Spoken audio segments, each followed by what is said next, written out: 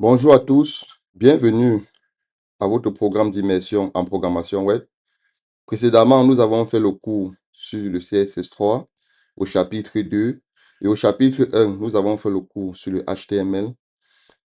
Il est l'heure de faire un atelier pratique afin de mettre en application le HTML et le CSS pour vous permettre de mieux comprendre toutes les notions que nous avons abordées pendant ces cours. Alors, dans le cadre de cet atelier pratique, je vous prie d'installer premièrement Visual Studio Code, ensuite d'installer l'extension Live Server de Visual Studio Code et enfin d'installer le navigateur Google Chrome. Une fois tous ces outils installés sur votre machine, la réalisation de ce TP se fera en deux grandes parties. La première partie sera la réalisation du squelette de la page, c'est-à-dire la mise en place de toutes les balises HTML nécessaires pour avoir l'interface graphique de la calculatrice. Et dans un second temps, nous verrons le style CSS à ajouter aux éléments HTML afin d'avoir le rendu souhaité. Allons-y pour la première partie, top chrono.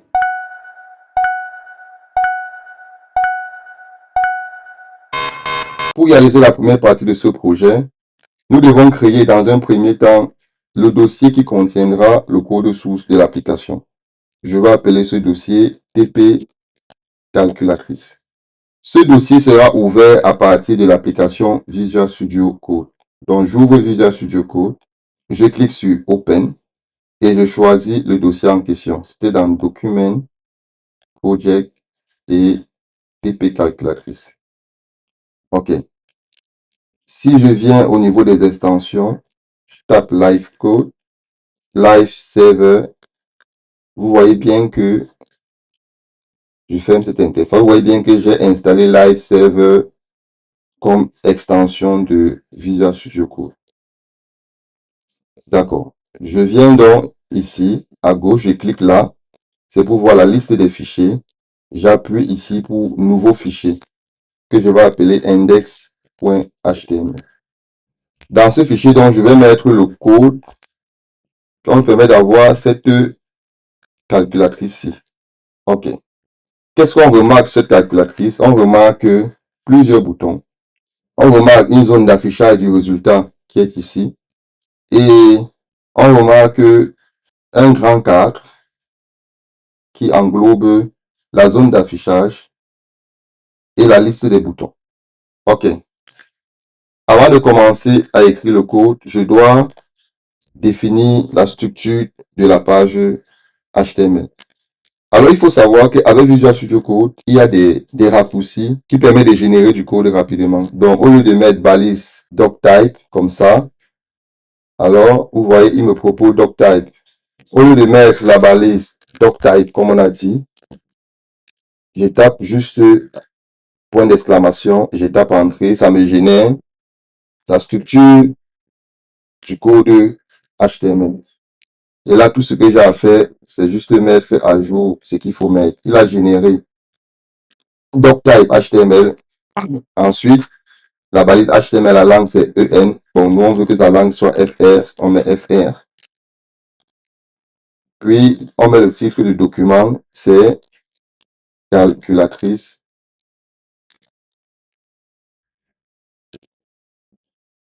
basique. Voilà, c'est une calculatrice basique. Maintenant, c'est dans le body que nous allons mettre tous les éléments visibles de la page. Nous avons dit dans le cours de HTML que c'est dans la balise body que nous avons tous les éléments visibles de la page. Donc, pour ce faire, nous allons mettre un premier div qui sera le conteneur de toute la calculatrice. Donc, je mets un div. Ensuite, on aura un deuxième div qui sera la zone d'affichage. Bon, il faut savoir que le div permet de créer des blocs. Donc, des blocs, c'est des cadres. OK? C'est des cadres. Et ces cadres-là permettent de délimiter, de regrouper les éléments. Et après, on pourra appliquer du style CSS dessus pour avoir des meilleurs rendus. Donc, ça, c'est le div pour la zone d'affichage qui est en vert. Ensuite, je mets le div pour les boutons. Donc, vous pouvez saisir div comme ça et Visual Studio Code fait l'autocomplétion. Et les boutons, on voit que les boutons sont regroupés en ligne et en colonne. Quel élément HTML qui permet de regrouper les éléments en ligne et en colonne? C'est l'élément table. OK? Un tableau a des lignes et des colonnes. Donc, je vais ajouter table ici. Comme ça. Et dans table, on a donc, on n'a pas d'entête. Donc, je vais juste mettre tbody pour définir le corps de mon tableau tbody. Maintenant, à l'intérieur, je vais mettre tr comme ça pour dire la ligne, la première ligne. Et à l'intérieur, j'aurai donc les td. Et dans le td, c'est dans le td que je vais mettre maintenant bouton 7. Voilà. Pour dire la ligne, première ligne, td. L'élément, premier élément de la ligne, c'est 7. Ensuite, deuxième td, bouton 8. D'accord. Puis, td, bouton 9. OK. Et td,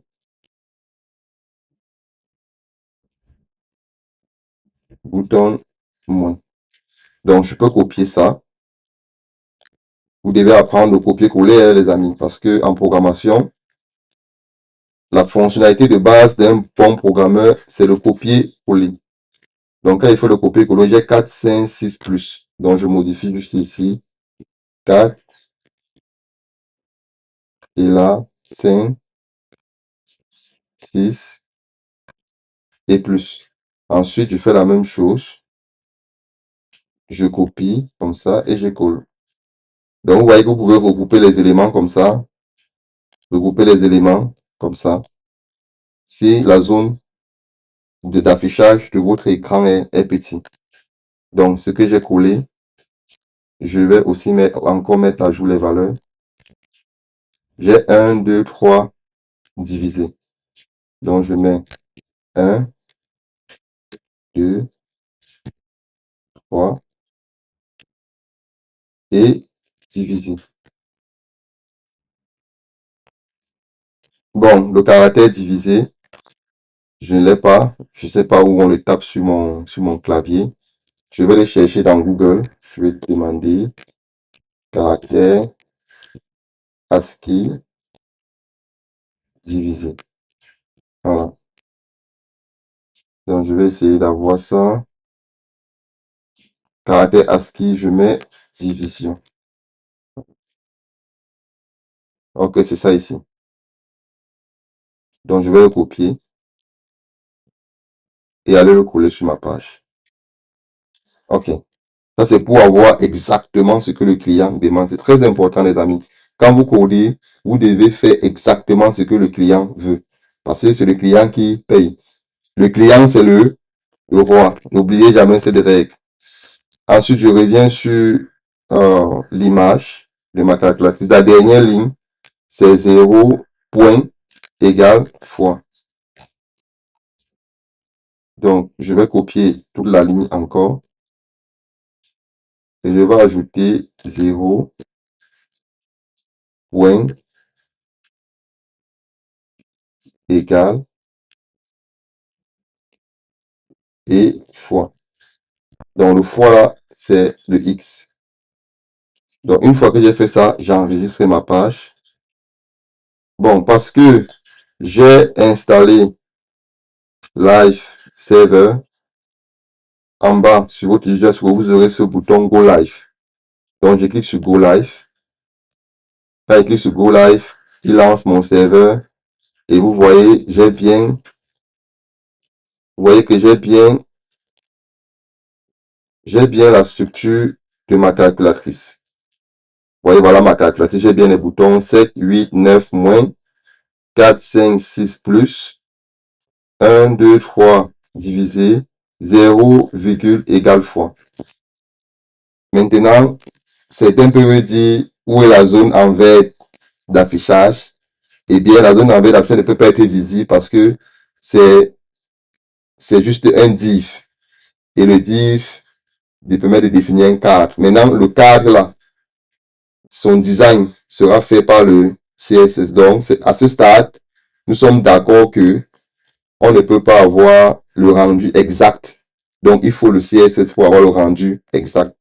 C'est pour cette raison que j'ai préféré qu'on fasse le TP de HTML et CSS au même moment pour pouvoir les mettre ensemble. Alors, vous avez terminé la première partie de ce TP. Si vous avez des questions, n'hésitez pas de mettre en commentaire et je serai ravi de répondre. Allons-y pour la deuxième partie. Top chrono.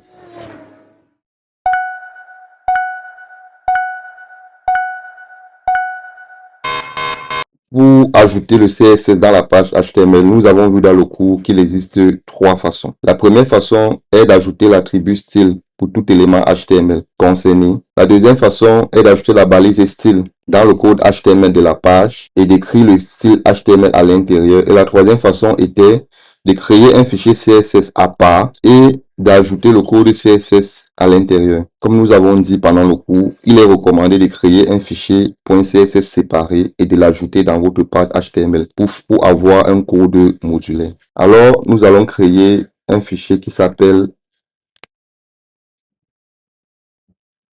main.css pour dire fichier principal. Et c'est dans ce fichier que nous allons mettre tout le code CSS. Avant d'écrire le code, il est important de faire la liaison entre ce fichier main.css et le fichier index.html. Alors, pour faire la liaison, on utilise la balise link. Donc, je saisis juste link, comme ça. Et Visual Studio Code va m'aider à créer le lien. Donc, par défaut, il met le réel style sheet, c'est bon. Et on met le href, on met / et on choisit main.css. Bon, le type, on n'est pas obligé d'ajouter le type, puisque la seule valeur du type sera toujours texte CSS. Mais si vous pouvez mettre, vous pouvez laisser, c'est pas obligatoire. Ok, là, on est sûr qu'on a lié notre page. Pour tester, on va par exemple dire à l'élément body, on affecte un background color red. Lorsqu'on fait ça, si on go live, alors vous voyez bien que le fond de la page est rouge. Si je change, je mets green, par exemple, je mets green, j'enregistre, alors vous verrez bien que le fond est vert. Ok.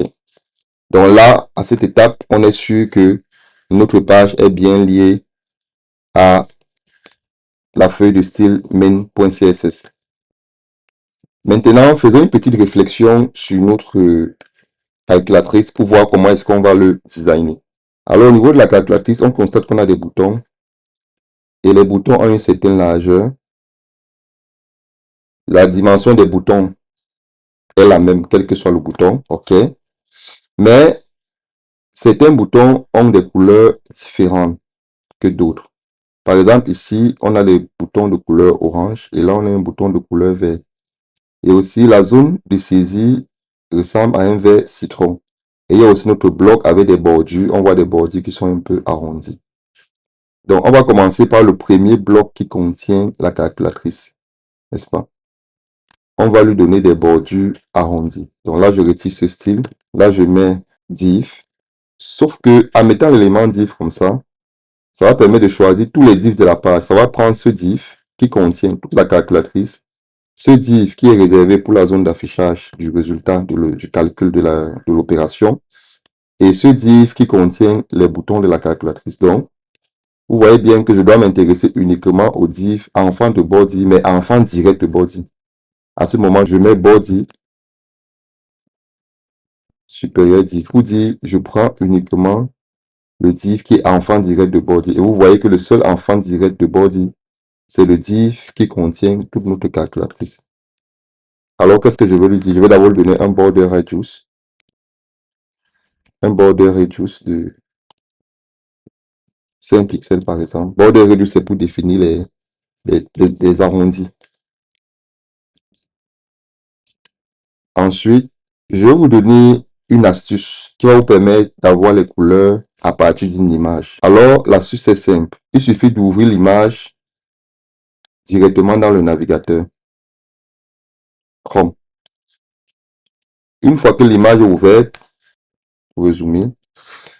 On fait inspect, comme ça. Et je pars sur body, par exemple. Ici, je peux écrire le style. Je mets background, red, par exemple. Je mets n'importe quelle couleur. Maintenant, à partir du sélecteur de couleur de Chrome, donc lorsque je clique ici, sur cette icône, qui me permet d'aller choisir la couleur. Donc, quand je mets là, il me donne exactement la couleur. Et voici le code de couleur du contenant de toute la calculatrice. Donc, je copie ce code de couleur. Je viens dans mon style CSS, je mets donc background color, je mets ça. Donc, lorsque je mets ça, si on revient sur le code de la calculatrice, vous voyez que c'est déjà bon. Vous voyez que c'est la même couleur qu'il y a sur la calculatrice. Donc, la même couleur de tout le contenant de la calculatrice. Bon, sauf que la couleur prend toute la largeur de la page. À ce moment, il faut donc fixer la largeur de toute cette zone-là. Bon, pour la fixer, on va donc dire 8. Ici, 8. Fit content. Fit content pour dire que ta largeur se limite à ton contenu. Lorsque je fais ça, vous voyez directement le rendu. Il fit le content. Donc ici. Sauf que sur l'image de base, il y a quand même, si vous voyez, il y a quand même une légère marge entre tous les éléments et le contenant. Donc là, on va utiliser une marge interne. On va utiliser un padding. Il y a margin qui permet de définir la marge externe et il y a padding qui permet de définir la marge interne à l'élément. Donc on va utiliser padding comme ça. Et on va dire peut-être, je sais pas trop, 15 pixels. Voilà. 15 pixels. On a l'impression que c'est un peu grand. Donc on peut mettre 10 pixels. Là, c'est bon. Ok, là on a fini avec le div qui contient toute la page. Sauf que quand je regarde, les bordures ne m'ont pas l'air ressortis sur notre exemple par rapport à ce qui est attendu par le client. Donc, on va augmenter le border reduce. On peut le mettre à 25 pixels pour qu'il soit bien visible. Voilà, 25 pixels. Là, c'est encore un peu trop. Donc, on va mettre à 20 pixels comme ça. Là, c'est bon. 20 pixels, ça m'a l'air bon. Ou disons 15. Voilà, 15. 15 pixels, c'est bon. Voilà. Là, 15 pixels, c'est bon. Maintenant, on va s'intéresser à la zone d'affichage, la zone qui est légèrement verte. Alors, la zone d'affichage, c'est ce div-ci. Dans le deuxième div. OK. Donc, ici, on peut ajouter une classe à ce div qui s'appelle display content. OK. Donc, et là, je vais venir dire à tous les éléments, à tout élément div qui contient la classe display content. Display content. Applique ce style. Alors, premièrement, il faut définir la hauteur de la zone. Donc, on peut mettre une hauteur à 25 pixels. Height, pour définir la hauteur, c'est height. Je mets 25 pixels. OK. J'enregistre. Vous voyez, dès que j'enregistre, vous voyez, ici, il y a déjà la zone qui a changé. C'est-à-dire, il y a un décalage. Je peux mettre 40 pixels. Vous voyez, c'est plus large. OK. Ensuite, je dois mettre la couleur de fond, qui est cette couleur-ci. Pour avoir cette couleur-ci, je reviens sur mon navigateur sur l'image. Je clique là, je clique sur cette icône et je viens cliquer sur la couleur que je veux. Et là, il me donne la couleur. C'est une couleur vert citron et je reviens dans mon code HTML. Je mets donc background color.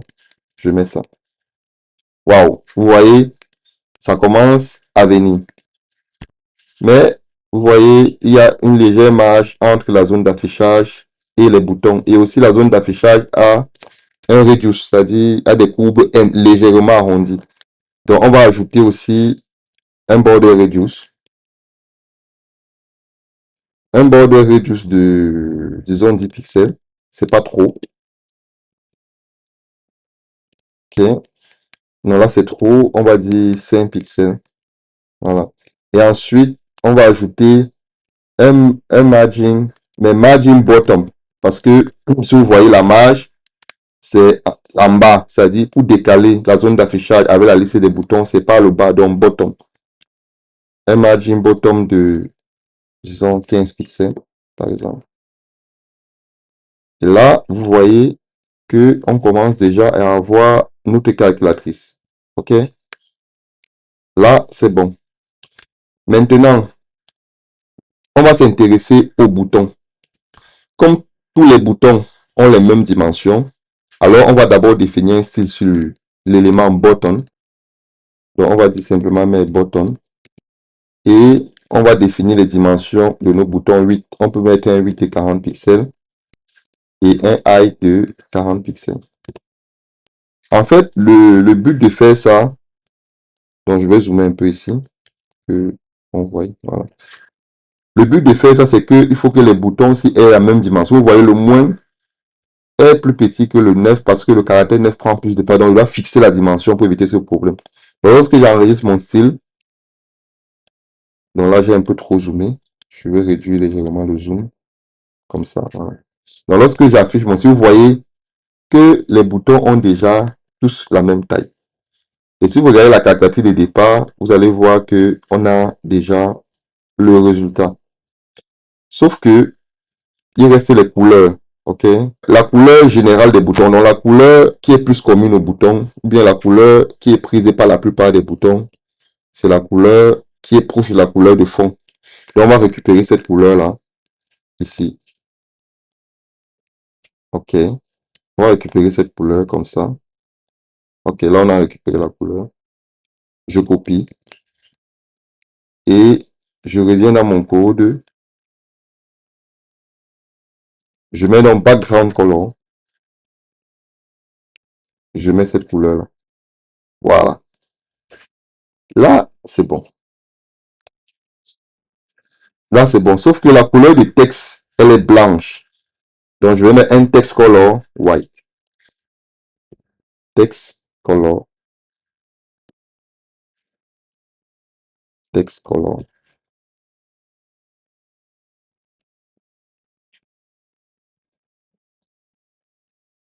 Non, c'est text color n'existe pas, je m'excuse. Je vais mettre color. Color white. OK, comme ça. Aussi simplement.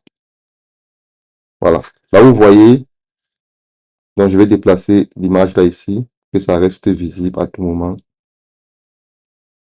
Comme ça. On va immédiatement, je vais laisser ça là. Donc, vous voyez bien que on a mis la couleur de tous les boutons à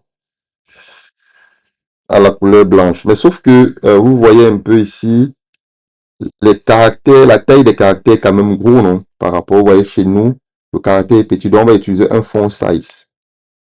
Font size. Font size, je peux mettre 24 pixels, par exemple. Ici, je mets 24 pixels. Voilà, c'est bon.